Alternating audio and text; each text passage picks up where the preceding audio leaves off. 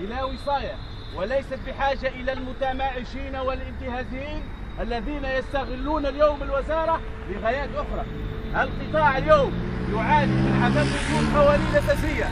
الواعظ الديني خريج جامعة الزيتونة والمتحصل على أستاذية في العلوم الشرعية، اليوم لا يوجد قانون واضح يهيكل هذا القطاع.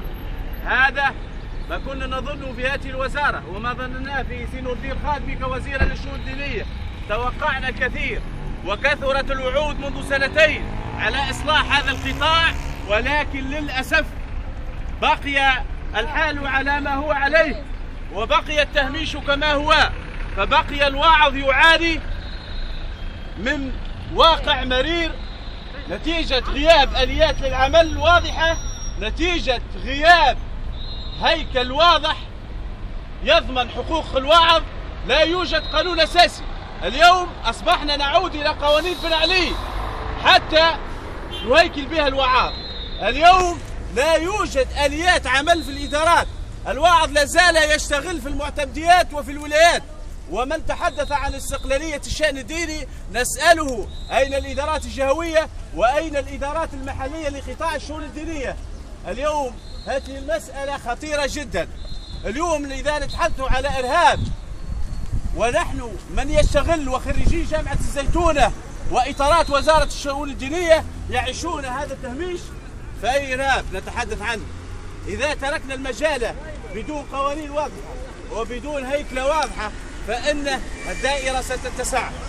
أيها الزملاء الأخوة، في إطار هذه الوقفة الاحتجاجية السلمية نعيد ونكرر أننا ننادي بصوت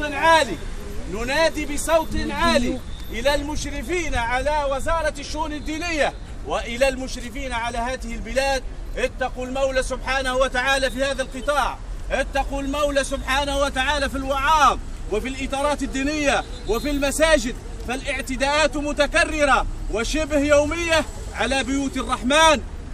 فلذلك وجب عليكم أن تتخذوا إجراءات حقيقية لإعادة الاعتبار للمساجد وإعادة الاعتبار للوعظ وإعادة الاعتبار للإطار الديني.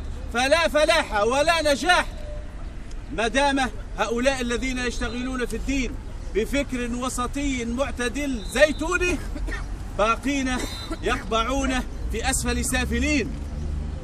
ونقول لهؤلاء: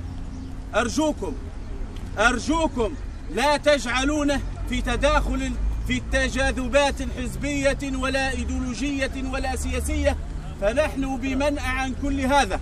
فنحن نشتغل من أجل كلمة الحق، من أجل الإسلام التونسي السمح الزيتوني المعتدل. يجب تحييد المساجد عن كل هذه التجاذبات، وهذا الهدف من هذه الوقفة السلمية الاحتجاجية من إطارات ولاية مدنين المشرفين على الشأن الديني.